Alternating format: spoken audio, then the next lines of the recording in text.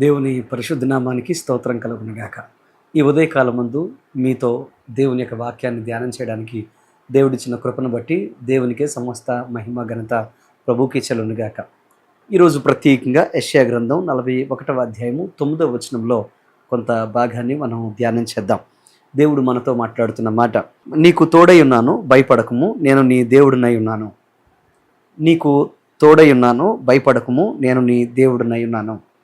నా ప్రియ సహోదరి సహోదరులారా, ఈ ఉదయకాలం ముందు దేవుడు నీకు ఇస్తున్న వాగ్దానం, మనందరికీ ఇస్తున్న వాగ్దానం, నేను నీకు తోడై ఉన్నాను, భయపడద్దు అని ఆయన వాగ్దానం చేస్తున్నాడు. సర్వసాధారణంగా మానవ జీవితంలో ఎన్నో ఇబ్బందికరమైన పరిస్థితులు మనం చూస్తూ ఉంటాం.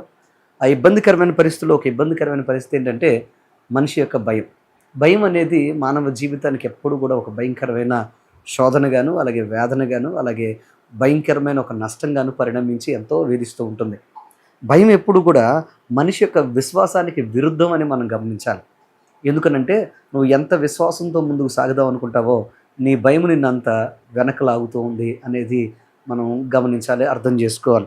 అందుకోసమే దేవుని యొక్క వాక్యం చెప్తున్న మాట ఏంటంటే, మానవ జీవితంలో భయం ఎంతో దేవునికి నిన్ను దూరం చేస్తుంది కనుక దేవుడు అంటున్నాడు, నువ్వు భయపడొద్దు, ఆయన నీకు తోడుగా ఉన్నాడు అని ఈ ఉదయకాలం ఆయన నిన్ను బలపరుస్తున్నాడు.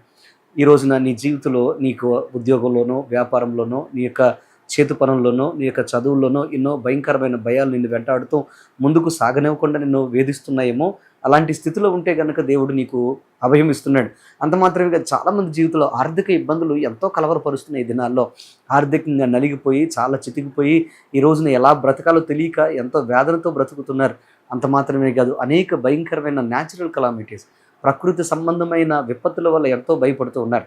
కానీ ఒక మాట చెప్తాను వినండి, గాఢాంధకారపు లోయలో సంచరించిన ఏ అపాయమునకు నేను భయపడను అని దేవుని వాక్యం సెలవిస్తుంది. ఎందుకనంటే ఆయన నీకు తోడుగా ఉంటే ఆయన నిన్ను కాపాడుతాడు గనక ఈరోజు ప్రత్యేకంగా ఆయన ఇస్తున్న పిలుపును, ఆయన ఇస్తున్న వాగ్దానాన్ని స్వీకరించాలని మీకు మనవి చేస్తున్నాను. ఏమవుద్దో, నా జీవితం ఎలా ఉంటుందో, నా కుటుంబం ఎలా ఉంటుందో, నా బిడ్డలు ఎలా ఉంటారో, నా బిడ్డలు ఎలా ఉంటారో నాకు కలవరపడుతున్న నా ప్రియ తమ్ముడు, చెల్లి, ప్రియ సహోదరి సహోదరుడా, నీ జీవితంలో ఎంతమాత్రం బాధపడకుండా, ఎంతమాత్రం నువ్వు కృంగిపోకుండా, నమ్మిన దేవుడు నీ జీవితంలో వాగ్దానం చేసిన వాడు బ్రతికిస్తాడని ఒక విశ్వాసంతో ముందుకు సాగాలని మీకు మనం చేస్తున్నాను. దేవుడు తప్పకుండా నిన్ను జ్ఞాపకం చేసుకుంటాడు, నిన్ను బ్రతికిస్తాడు. ఇంకో విషయం ఏంటంటే ఆయన అన్నాడు, నీకు తోడుగా ఉన్నాను అని ఆయన వాగ్దానం చేస్తున్నాడు. దేవుడు మనతో ఉన్నాడు.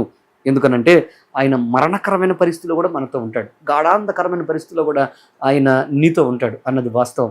ఎందుకంటే లోకంలో అందరూ నేను విడిచిపెట్టి వెళ్ళొచ్చు, కానీ ఎవ్వరు నీతో ఉండకపోవచ్చు, కానీ నా దేవుడు ఎల్లప్పుడూ నీతో ఉంటాడు. రోగంలో, కష్టంలో, కన్నీళ్ళలో, బాధలో, అనారోగ్యాల్లో, వేదనకరమైన పరిస్థితుల్లో, ఒంటరితనంలో నీతో ఉండి నిన్ను నడిపిస్తాడు, నిన్ను బ్రతికిస్తాడు. అందుకోసమే ఈరోజు భయాన్ని గెలిచేది విశ్వాసం కనుక నీలో ఉన్న విశ్వాసాన్ని నీ జీవితంలో ఇంకా రెట్టింపు చేసుకుంటూ ఆయన యొక్క సన్నిధిలో విశ్వాసంతో వాగ్దానాన్ని పట్టుకొని ముందుకు సాగాలని మీకు మనవి చేస్తున్నాను. ఎందుకనంటే ఆయన వాగ్దానాన్ని పట్టుకొని ముందుకు సాగిన యోసేపు తన జీవితంలో ప్రధానమంత్రి అయ్యాడు.